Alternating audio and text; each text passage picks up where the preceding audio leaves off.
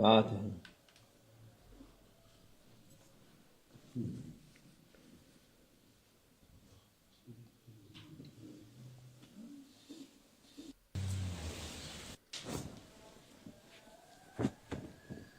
السلام عليكم.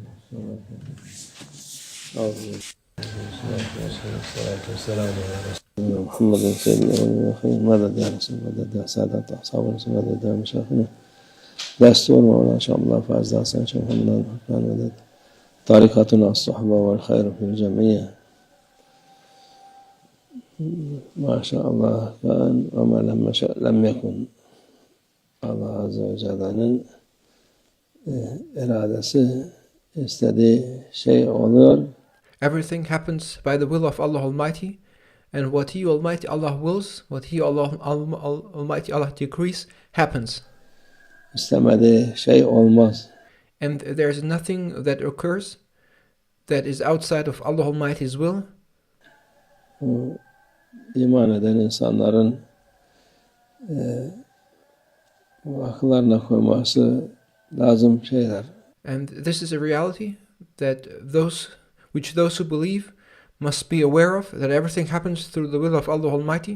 Her olan şeyde Allah'ın iradesi olmasa olmaz. In every event you must know that there is Allah Almighty's will, and everything happens because Allah Almighty willed it to happen. Onun için dünya yaşadığımız zaman, yaşadığımız yer, her şey Allah'ın Azzevacel'in takdiriyle oluyor.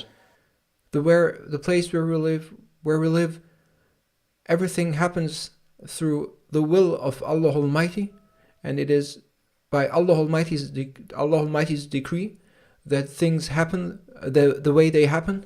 Onun için mümin hiçbir şeyde telaşa kapılmaz. Therefore, a believer should never be worried about anything or should not hasten to any action. Ne oldu, ne kaldı diye hiç teslim olacak ki. A believer is not concerned about and not affected by the things that happen, but the believer is in a state of having surrendered to Allah Almighty's will. Teslim demiş. Peygamber sallallahu aleyhi ve sellem mektuplarında bu güzel bir şeydir. Teslim ol, selamet bulursun. And our beloved Prophet, peace and blessings be upon him, would write in his letters and state in his letters, surrender and find peace. Yok, şu yaptı, bu yaptı, ne oldu? O sen kaygılanman, sen üzülmen, senin şeyle yapman bir şey ifade etmez. You won't change anything by being worried, by being saddened, by being anxious, or by talking about what others did or what others said. Those things won't change anything. İfade eden sen hak yolda sebat olman. And all that matters and all that you should be concerned about is to follow the way of Allah Almighty and to be steadfast in following the way of truth. Yaptığın ibadetler öteki türlü de imanımızı muhafaza etmek. You should focus on your worship and you should focus on preserving and protecting your faith. Dünya yıkılıyor, dünya batıyor. This world is going to get destroyed. This world is underway of being ruined, of being devastated. Umurunuz olmasın. But you should not be affected by any of the events that occur. Onun sana bir faydası yok. You should not be affected, you should not be worried, and you should not be concerned about those events, and you should know that they don't have an effect. Çünkü sen bir şey değiştiremezsin. And you don't have an effect on the events, and you cannot change them. Allah Azze ve Celle'nin iradesi yürüyen odur.